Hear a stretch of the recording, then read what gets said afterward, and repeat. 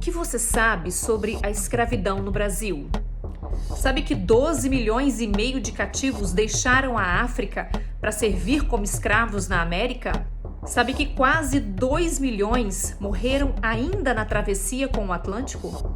Sabe que o Brasil foi o maior território escravista do hemisfério ocidental por mais de 3 séculos? Sabe que foi aqui na América que a escravidão se tornou sinônimo de cor de pele negra? Você sabe que até o início do século XIX, o tráfico negreiro era o maior e mais internacional de todos os negócios do mundo? Afinal, o que você realmente sabe sobre a escravidão brasileira?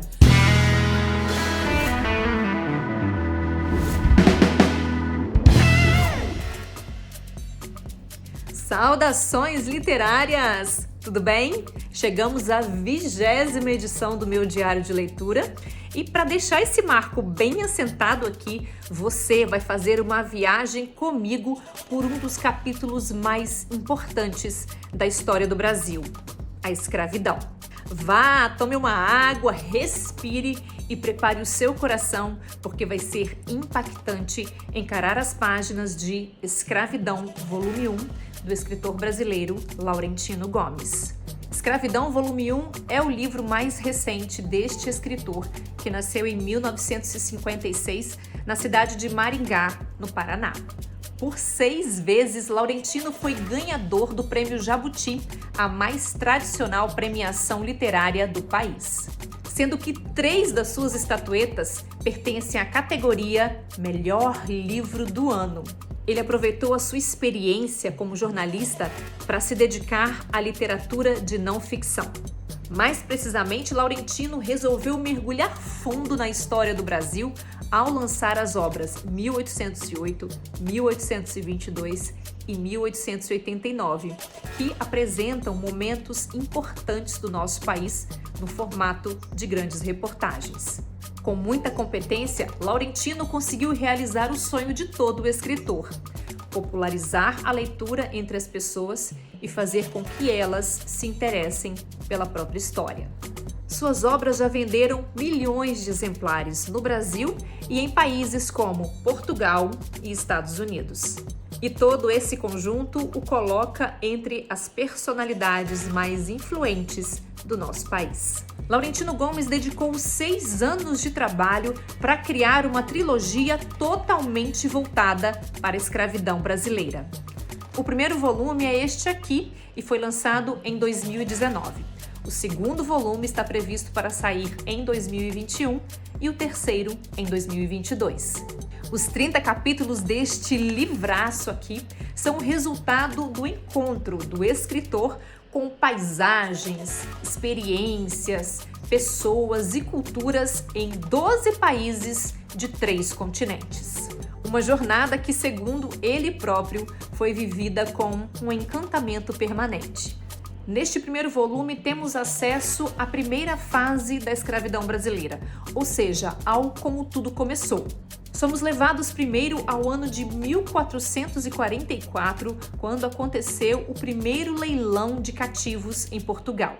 E seguimos até a morte do mítico Zumbi dos Palmares, em 20 de novembro de 1695.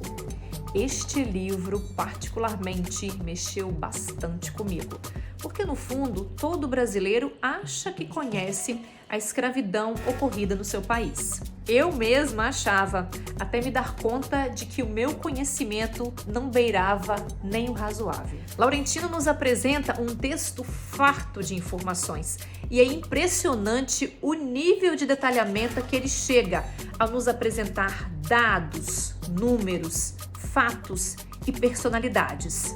O autor foi de total franqueza nas suas colocações e ele consegue dominar essa nuance narrativa até as últimas páginas. Laurentino não teve medo de expor a verdade e de apresentar em minúcias o horror da escravidão. Durante a leitura, eu te confesso também que eu senti o meu coração apertar diversas vezes, porque é um texto que mexe com você, que flui como um rio sangrento e que joga luz sobre pontos fundamentais da nossa história. E que história! Vamos então agora destacar alguns aspectos da obra. O autor narra as origens mais remotas da escravidão no mundo. Desfaz o mito das grandes navegações portuguesas, entregando que, de fato, a maior motivação de todas era mercantil, econômica e militar. Fala dos desbravadores portugueses ao inaugurarem verdadeiras estradas líquidas pelo Oceano Atlântico. Descreve minuciosamente como se dava o complexo e perigoso negócio do tráfico de escravos, da captura ou compra de cativos no litoral da África até a sua chegada ao destino final. Fala do aniquilamento dos indígenas pelas armas, mas principalmente pelas doenças até então desconhecidas a eles, como gripe, varíola, sarampo, tuberculose, rubéola, febre amarela, malária, sífilis. Destaca a crueldade com que eram tratados os cativos desde a sua captura e como as viagens nos navios negreiros poderiam se converter em pesadelos infernais. Prepare-se para o que eu vou te contar agora. No dia 6 de setembro de 1781, o navio inglês Zong saiu da África rumo à Jamaica com excesso de escravos a bordo. Em 29 de novembro, no meio do Atlântico, 60 negros já haviam morrido por doenças e pela falta de água e comida. Temendo perder toda a carga antes de chegar ao destino, o capitão decidiu jogar ao mar todos os escravos doentes ou desnutridos. Ao longo de 3 dias, 133 negros foram atirados da amurada vivos. Tubarões passaram a acompanhar a rota dos navios negreiros pelo Atlântico, na espera dos corpos que seriam atirados sobre as ondas. Laurentino conta ainda como se davam os leilões, quando os cativos eram expostos completamente nus para serem apalpados, analisados e arrematados como mercadorias. Um dos pontos altos deste livro e que permeia todo o texto é a dedicação do autor em tratar os povos africanos com a dignidade que a história convencional lhes negou. Por exemplo, povos africanos de tradições culturais antigas e complexas são chamados comumente de tribos e não de impérios, reinos ou estados, que são termos mais corretos.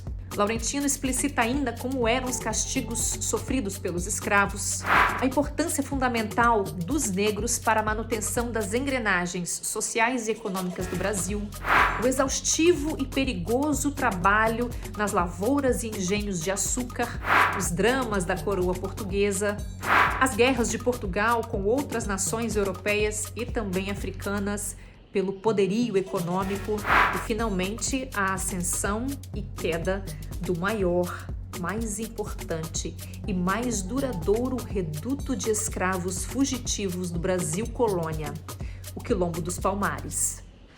Ao final do livro, Laurentino abre caminho para o segundo volume da sua trilogia, que vai tratar do auge da escravidão no Brasil com a descoberta de ouro em Minas Gerais. Diferente do que muitos podem pensar, a escravidão e seu legado não estão confinados aos museus. Infelizmente, não.